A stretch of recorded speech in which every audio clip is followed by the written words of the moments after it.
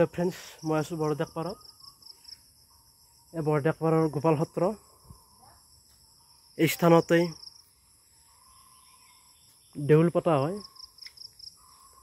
মই দেউলৰ পৰিৱেশ দেখুৱাইছোঁ। এয়া মন্দিৰ, এটা প্ৰতিমূৰ্তি সত্যনাথ ভট্টাচাৰ্যৰ। এওঁ স্কুল এখন বনাইছে, বৰদেকপাৰ স্কুল। এয়া মন্দিৰ, এই স্থানতেই দৌল উৎসৱ হয়। স্থাপিত হৈছিল 1917 খ্ৰীষ্টাব্দ। বহুত পুৰণিকলীয়া প্ৰতিষ্ঠান। সময় পালে আহিবা, ভাল লাগে।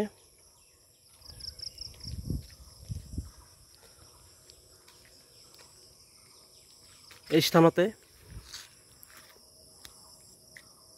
Thank U.